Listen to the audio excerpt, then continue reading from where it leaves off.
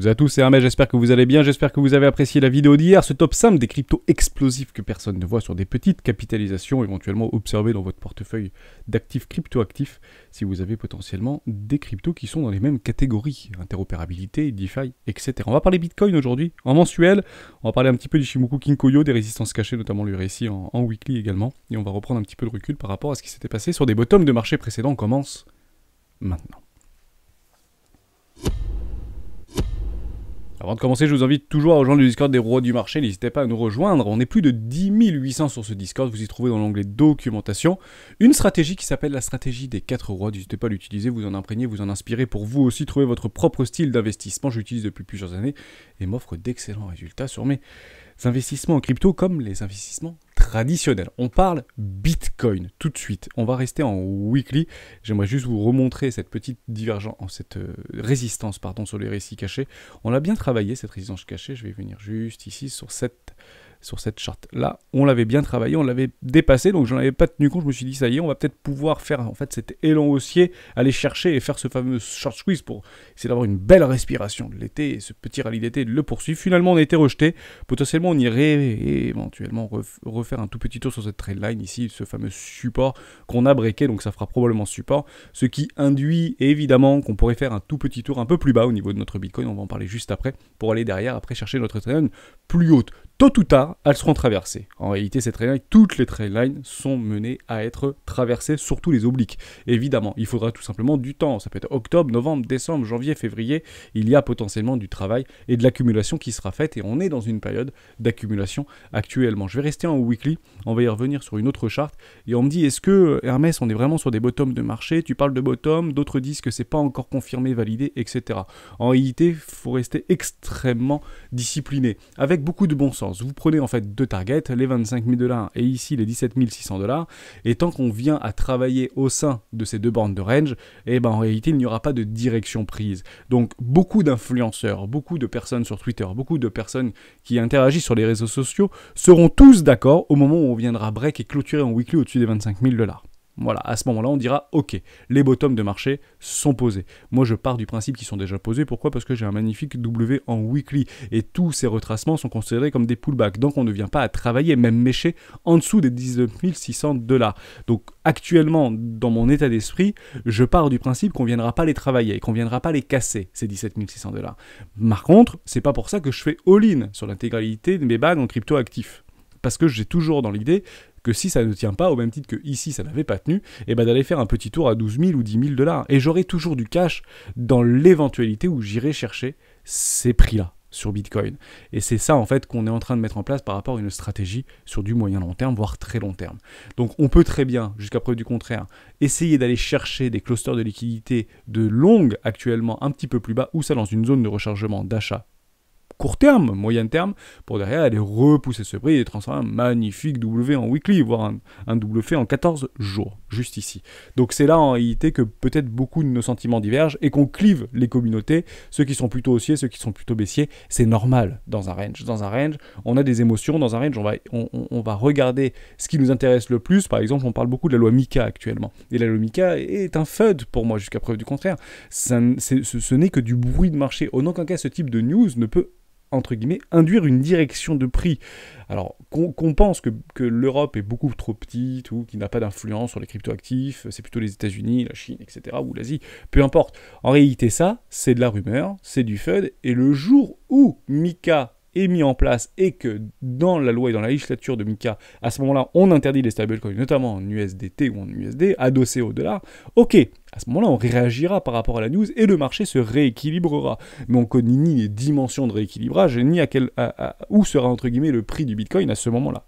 Ok, donc je ne tiens personnellement plus compte de ce type de rumeurs ou de ce type de FUD, mais pour moi, ça reste toujours très intéressant parce que ça enrichit toujours cet état d'esprit pessimiste, négatif, baissier sur les cryptoactifs, et c'est ce qu'il faut en réalité pour initier l'hypothèse des bottoms de marché. Les bottoms de marché ne se posent pas dans l'euphorie, les bottoms de marché ne se posent pas dans la certitude. Il faut un maximum de personnes du mauvais côté du trade pour poser des bottoms de marché, et il faut que les gens pensent qu'on va aller nécessairement plus bas. C'est exactement en réalité ce qui s'était passé ici.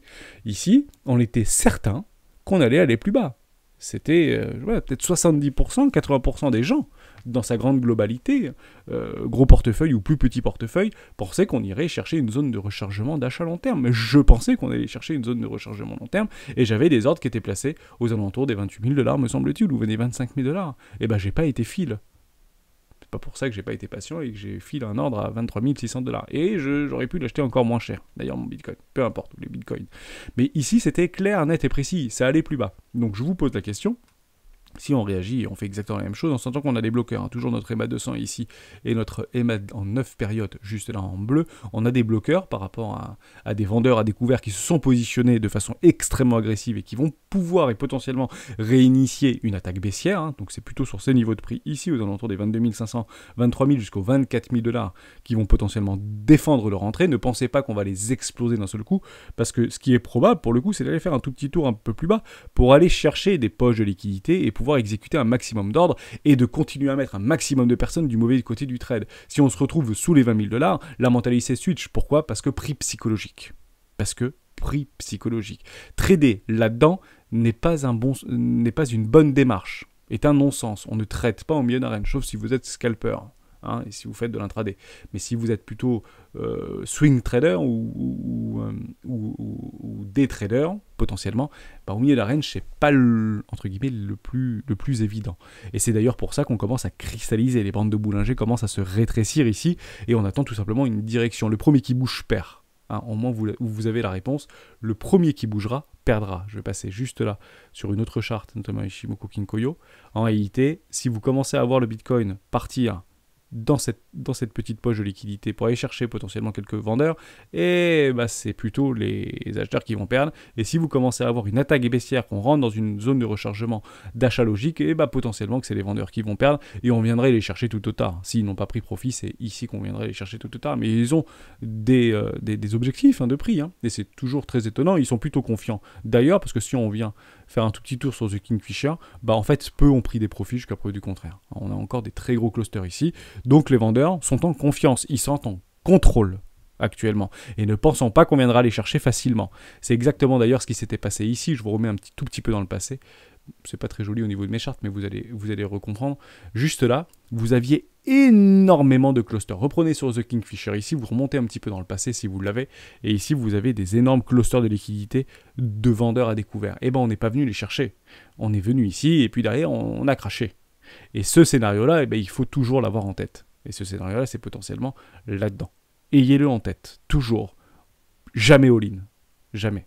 Même dans la peur, dans le désespoir, dans la fin du monde, on n'est pas encore dans la fin du monde, et on peut encore avoir des attaques baissières de façon extrêmement franche. Bien sûr, accompagnées par des news fondamentales. Plus les news seront baissières, plus potentiellement les bottoms de marché seront tenus.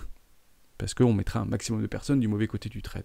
Voilà un petit peu pour la didactique vis-à-vis de Bitcoin. Je passe juste en weekly pour vous montrer un autre bloqueur, actuellement sur Ishimoku Kinkoyo. Malheureusement, on a clôturé juste en dessous de notre Tenkan en weekly, donc c'est pas bullish, hein, ne pensons pas que cette bougie ici est bullish, c'est très bearish en réalité, et on a déjà un bloqueur qui fait office de résistance. Ici, au niveau de notre Tenkan, on peut venir la traverser, et une clôture en dessous, potentiellement pour aller chercher un tout petit peu plus bas, ou ça dans une zone de rechargement d'achat court terme. C'est ici, hein, que potentiellement les acheteurs devront se positionner, et il y a des grosses poches actuellement et des gros portefeuilles qui attendent de venir capturer la liquidité en dessous des 20 000 $. Soyez-en sûrs, c'est pas ici qu'ils achètent généralement, c'est pas au milieu d'un range qu'on achète. Ici c'est plutôt le public en réalité qui achète dans des grandes zones entre guillemets de confluence ou de travail entre l'offre et la demande, ni plus ni moins. On prend les décisions dans les hauts de range, dans les bas de range. Potentiellement on vient de délimiter une borne haute de range, donc on vend les hauts de range maintenant et on achète les bas de range. On vend les hauts de range et on achète les bas de range, et ça peut durer longtemps. Voilà, pour ça, c'était extrêmement intéressant. On parle très rapidement au niveau du consensus, au niveau des taux. On est repassé sur une augmentation des taux à 0,75, alors que le consensus est beaucoup, entre guillemets, d'économistes s'accorde à dire sur une augmentation des taux à 0,50. Peut-être qu'on aura une première aperçu par rapport au discours de Jérôme Powell. Donc demain, vendredi, est-ce qu'on va le suivre ou pas? C'est une très très bonne question, mais ça tend à se modifier, hein. Rappelez-vous qu'au niveau des probabilités, ça bouge extrêmement fort et ça peut bouger 3 jours avant. Donc ce sera le 29 septembre, on a encore beaucoup de temps, quasiment un mois jusqu'à preuve du contraire. Donc soyez vigilants par rapport à ça, mais actuellement, on est plutôt en train d'anticiper et de pricer une remontée des taux à 0,75 et non à 0,50. Donc c'est pour ça que ça retravaille, notamment sur le S&P 500, et qu'on commence à avoir des petits retracements. On est en train de travailler une énorme résistance ici, hein. C'est une résistance qui est devenue, qui est maintenant devenue support, c'est notre premier arrêt historique. On l'avait bien délimité ensemble, on ne le bouge pas en réalité, puisque c'est historique, notamment en weekly. On travaille dessus et on rejette. Donc il y a d'ailleurs un joli petit trou un petit gap ici qui s'est positionné. Vous en avez d'autres en daily un peu plus bas. On pourrait venir les chercher, ni plus ni moins, et c'est là-dedans, toujours pareil, pour transformer des W weekly dans des W weekly, dans des magnifiques W mensuels, trimestriels. Lorsqu'on viendra clôturer au-dessus de cette première borne ici, voire on peut continuer à travailler et faire la même chose ici. Vous savez, c'est toujours des narratifs ou des scénarios qu'on essaie de se mettre en place par rapport à Ishimoku Kinkoyo, par rapport aux vagues d'Elliott, par rapport à ce que vous voulez. Mais l'idée est exactement la même. Les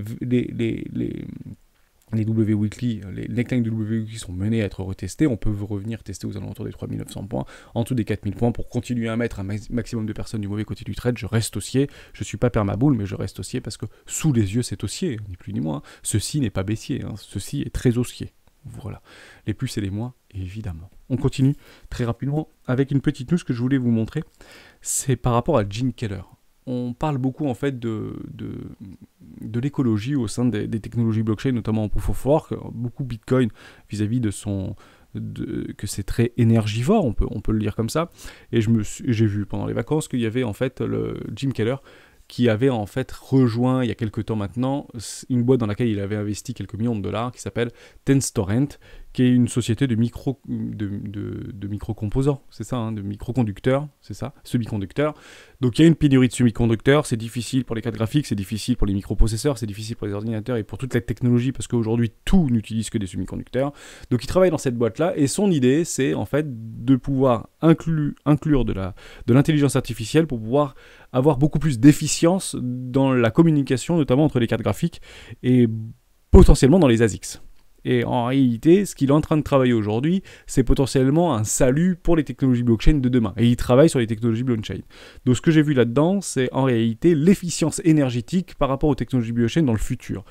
Toutes les prédictions qu'on a, tous les rapports qui sont donnés, notamment à l'Union européenne ou au gouvernement américain, sont en réalité des données qui sont basées sur les technologies actuellement utilisées. Intéressant. Mais l'efficience du travail, notamment d'une entreprise comme Tenstorrent, alors ce mec-là est un génie, hein, ni plus ni moins, il a travaillé dans toutes les boîtes, hein, AMD, Tesla, Intel, il fait un peu des allers-retours, il a travaillé chez Apple, et là il reprend en fait sa boîte en tant que CTO chez Tenstorrent, et il travaille sur l'intelligence artificielle pour l'efficience du calcul, augmentation des calculs, moins énergivore, plus d'efficience, moins de chauffement, moins de friction, moins de tout ce que vous voulez. Bref, ceci sera potentiellement un salut de demain, notamment pour les technologies blockchain. Donc ne pensons pas que parce que je vois pas mal de choses tourner aussi sur le Discord et sur Twitter, je dis une bêtise, en 2040, voilà la consommation du Bitcoin s'il atteint 2 millions de dollars. En réalité, partez du principe que ce sera peut-être avec l'efficience des technologies d'ici là, peut-être 100 fois inférieure pour une même capacité de calcul. Donc renseignez-vous de ce côté-là, renseignez-vous sur Jim Keller, je trouvais ça extrêmement intéressant, ils ont levé quelques centaines de millions de dollars, et éventuellement aller faire un petit tour, voilà, juste ici, et ils critiquent d'ailleurs AMD par rapport à K12 et ARM, donc faites attention, ça peut potentiellement retracer un petit peu côté AMD, soyez vigilants par rapport à ça, mais c'est un génie de la Silicon Valley, et il a travaillé dans de très nombreuses boîtes, et c'est une légende finalement des semi-conducteurs. Et il tendrait à travailler, bien évidemment, au service des technologies blockchain, à y faire un petit tour, mais c'est toujours en fait pour essayer de casser des idées reçues par rapport à une évolution possible, notamment de la consommation énergétique, notamment sur les technologies blockchain. Ça viendra en fait à être de moins en moins énergivore par rapport à l'augmentation à la capacité énergétique et l'efficience énergétique qu'on peut y mettre à l'intérieur de cette technologie. J'espère que j'ai été clair. Voilà, pour ça, on a fait le tour de tout ce que je voulais vous dire. On finit juste très rapidement sur Coinalyse. Oui, c'est relativement baissier. Oui, il y a un funding qui est extrêmement négatif. Mais je rappelle, et je le rappellerai jamais assez, le marché a tendance à donner raison aux impatients, mais récompense les plus patients. Potentiellement, essayez de vous positionner là-dedans, en dessous des 20 000 dollars. Ce sera probablement de très bonnes entrées, notamment pour celles et ceux qui souhaitent jouer les rebonds. Il y a des jolies respirations. Et ici, bah, c'est pas une bonne entrée malheureusement parce qu'on est au milieu de rien. Donc, ne vous laissez pas en fait avoir par vos émotions. C'est pas parce que ça monte que ça va monter, c'est pas parce que ça baisse que ça va baisser. On a un funding négatif, mais si on passe sur des timeframes un peu plus grosses, bah, il y a quand même des gens à aller chercher un peu plus bas. On avait quand même un ratio long short qui était extrêmement élevé. On n'est pas venu les sortir tous, hein, malgré qu'on ait eu plus de 500 millions de dollars de liquidation. Il y a encore du monde, les fundings sont extrêmement positifs. Pardon, notre open interest est extrêmement élevé. On peut venir le décrocher et d'ici on viendra chercher les acheteurs peut-être en premier, puis les vendeurs en second, ou les vendeurs en premier et les acheteurs potentiellement en second. Et c'est clairement ça qu'on veut observer pour essayer de remettre un petit peu les choses dans les pendules à l'heure. Voilà pour ça. J'ai fini de tout ce que je voulais vous dire. J'espère que vous voulez aider. On a fait une très courte vidéo. Finalement, il n'y a pas grand-chose de plus à dire. Je réfléchis, j'avais noté d'autres petites choses. Non, les taux, résistance cachée, tout est OK. Et je vois pas plus de choses au niveau sur nos cryptoactifs préférés. On s'arrête là-dessus. Ça changera très probablement demain, donc attendez-vous bien évidemment à de la volatilité. On attendra les clôtures de bougies et c'est extrêmement important. D'ailleurs, en parlant de clôture de bougies, on y va très rapidement. On va partir en mensuel et comme ça permet de peut-être remettre les choses en perspective. Partez du principe que ici, ce sera probablement défendu par des acheteurs et par des grosses baleines. Et ici, c'est où? C'est juste en dessous des 20 000 $. En fait, on voit que ça tient. On voit que ça tient très très fort au niveau des 20 000 $. D'où en réalité les tirades des CEO de Kraken ou d'autres qui annoncent que les 20 000 $ est un support extrêmement puissant. 20 000 $, c'est pas parce qu'on passe à 19 947 $ que le support a cassé. Il faut vraiment attendre les clôtures. Dès lors, une clôture en mensuel dans ces bougies-là ne sera pas bearish, ne sera pas bullish.